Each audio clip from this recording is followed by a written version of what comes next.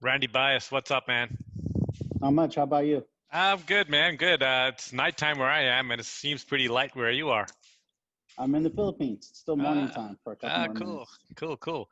So Randy, I want to get into a little bit of your early career before we cover at least what I know of you. And I've known you for about 10 years, but I want to get into sort of what made you your formative years professionally and personally. So remind me again which Ivy League you went to. Did you go to Stanford, Princeton? I can't remember Harvard. Where'd you None of go? those.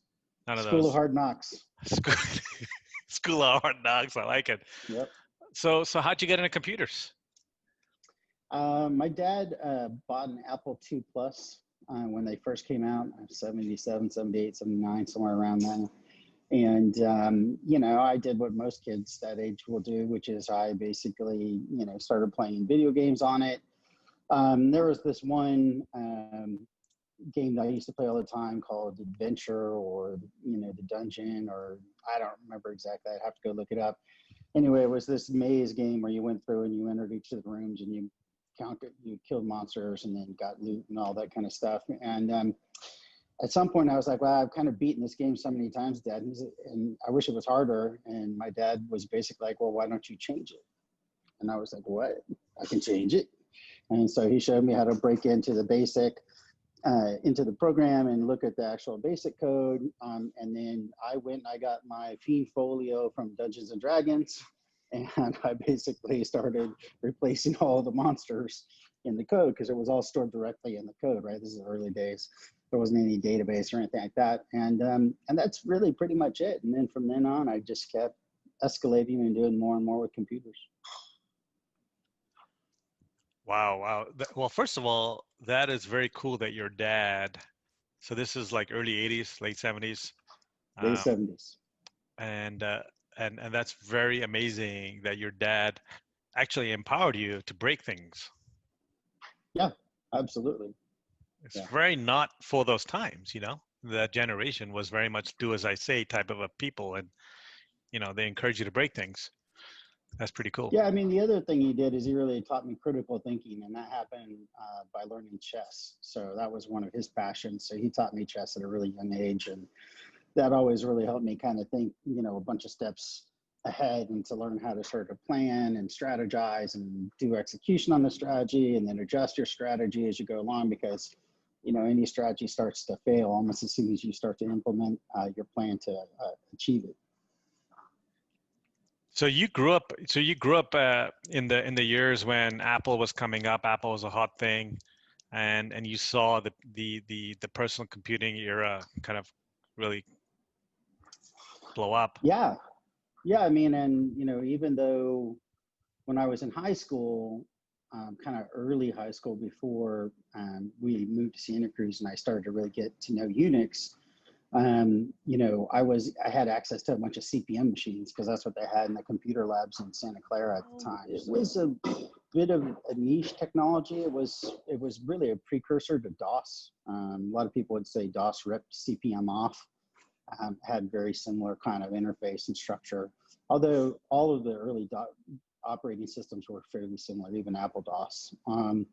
But yeah, it was more. CPM was really something that was a niche. It ran on the like lots of computers that you never heard of before, like the SOL, and the you would tend to find that stuff more in the university kind of research kind of areas in those early days. It's one of the earliest operating systems that runs on a Z80 chip back in the day. And in fact, my dad used to have a Z80 And this is in card for UC Santa Cruz or Santa Clara High School. oh this is oh okay, right. I was like 14, Wow. so that was Okay. 1985. But my dad had a Z80 card in his Apple II Plus, kind of in the even earlier, a couple of years earlier, so I knew it. And we would reboot the Apple II into CPM. So I would go from Apple DOS to CPM, where instead of having 40 characters across, I had 80 characters across, which was ideal for calling into the bulletin board systems. And so I got familiar with CPM, which is pretty uncommon. even before Unix. And then Santa Clara High School had a bunch of CP/M-based computers. So that's when I started working a little bit like on assembler-based languages and learning some of the low-level assembler for like 6502s and Z80s and things like that. And so then you mentioned getting into Unix. So, Unix came up in the late 80s with AT&T, Bell Labs, et cetera. And it was actually an AT&T thing. And then I was talking to Mark Leslie a while back, and he bet on Unix when he was starting up, or when he inherited Veritas, which was at the time just a couple of people, and he bet on Unix as the go forward, and so that was in the early '90s. So tell me a little bit about sort of getting into Unix. What was happening? Yeah. Yeah, so right after Santa Clara High, when I was about 15 or 16, we moved over the hill to Santa Cruz, and there was a company called Santa Cruz Operations. And they were, at that time, you could get Unix on mini computers, VAXen, you could get on workstations like Sun workstations, but you couldn't get it on the x86 platform with two exceptions. There were two companies that were shipping Unix for the x86 platform, which was called Xenix. And you could get it from Microsoft Xenix, or you could get it from Santa Cruz Operations, who had Xenix. And so my mom was working at Santa Cruz Operations. She brought home Xenix one day, and, I was bored, and I was looking through the manuals, and I was like reading things like grep, G-R-E-P, and I'm like, what is this thing? Like, I don't, like, what? I mean, I'm reading the man page, and I'm like, don't get it. I don't get it at all. And so I was just immediately fascinated and drawn in, and I was like, this is like this big problem for me to understand and solve and dig into. So I installed Xenix on my 286 at the time, and and then it just kind of kept escalating. It got crazy. Me and a couple of the other geeks at school found out that there was a company in Scotts Valley, EMU Systems, that was going to throw away a bunch of terminals. And I was like, let's just go get them to donate them to school. So they donated them to the school, except they never made it to the school. They made it to our garages. I had the 286. I put a 4-port serial card in it. Then I ran RS-232 from my garage into the living room and into my bedroom, so that you could log on to my multi-user SCO Xenix system from either the living room or my bedroom on one of these terminals.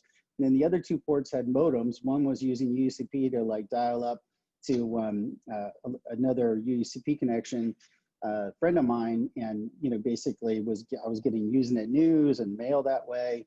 And then the other one I would use to dial out to the university, where a buddy of mine had gotten me an illegal account on the UCSC systems, Randy B at ssyx.ucsc.edu. And I would dial into Sun 350 and use SunOS 3.1-ish,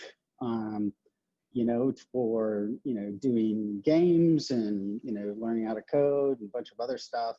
So I had SCO Xenix at home, and I had SunOS 3 something, which is BSD based flavor, basically at UCSC. And so you just mentioned, running, the system from your garage to your room and splitting up ports. And how much of that was hardware? How much of this was software configuration? And how did you learn? Was it intuitive? Was it like, sometimes when you're making Lego, you just know what's coming next? Did you learn this? Was it just an intuition? Well, I mean, there were sort of like all these parallel things going on at the same time. So one thing was that, that I was learning Unix and Xenix in particular at home. And then the second was that, there were games that I wanted to play at UCSC where the lag from using a modem, even a 9600 baud modem at the time, was far too much. So you really needed to be in one of the labs. So we would sneak onto the campus, cross like a cow paddy field at like when it was dark, so we wouldn't get busted by the guards. And we would sneak on campus, and we would get onto the terminals that were all wired up with RS-232 and had much higher speeds, like 115,000 BPS or baud. And so then we could play these games, me and my friends, without the lag disadvantage that we have dialing up from home into the university against students that were local. And so I kind of got to see what was happening, right? You had these terminals in the labs, and those all connected back to mini computers, VAXs mostly, VAX 11 750s. And I was like, well, I can do this at home. And so then that inspired me to basically build out that serial network, RS-232 based serial network at home, and to put terminals in my living room or bedroom. And I just did it because I could. I mean, they were doing it at the university. Why can't I do it at home? I had all the requisite bits. I mean, Xenix would support it just fine. Xenix was a full-blown Unix. And so that was it. I just kind of followed my nose. So what was your first official paying job? My first job when I was 13 was working at a bakery called La Petite Boulangerie, which was basically about a mile from the high school, from Santa Clara High. And it was tough. I was making like $3.25 an hour, and basically I was supposed to start at 3 p.m., but school ended at 3 p.m. So I basically had to run from school to the bakery every day. They knew I would be late. It was okay, but I was under pressure to get there. And then, I had to, basically I worked in the back. So I had to go from the freezer to the humidifier to the cooker to this washing sink and prep all the pastries for the next day. And yeah, it was brutal, hard physical labor that I was just never, ever good at. I lasted 3 months. Yeah. Working in a bakery, you get exposed to the freezer, you get exposed to the ovens. Yeah. Yeah. It's tough. Yeah, it was tough. Yeah. What else did you do? A lot of stuff, right? So at one point I worked a bunch of temp jobs for Manpower. I worked in the Wrigley's factory in Santa Cruz at one point on the assembly line, packaging up the gum and stuff. I worked a graveyard shift, packaging up, stuff on assembly lines. I worked on a bunch of assembly lines. None of that was pleasant. I worked at Borland Software for a while, doing shipping. So like packaging up CDs and things? No, in that case, I was actually doing returns for shipping. I was processing returns. So I was doing more of a little bit of a computer job at that point. Or at least I was using the computer to do it. Yeah, there's the people who did like Turbo Pascal and Turbo C and all that stuff in the early days. And so, but my first real kind of like industry job was when I was 19. I went to work for a company called Megatest, which was building these big, like really big machines that were wafer fab testers. And at that time, 1990, these things had to have 256 megs of RAM in them, which was a god awful amount at that point. So they were 68,000 based machines, Motorola 68020s, maybe even 68030, some of them. They ran BSD Tahoe 4.2, and they had to have these big, huge chassis to put all the memory in, because like 256 megs of RAM at that time takes just a crap ton of boards to stick in there. And then they had these big, heads. So the silicon wafers for either logic or memory chips would come in, they put the probes down, and then basically this thing would test the wafers when they were still, before they've been broken up.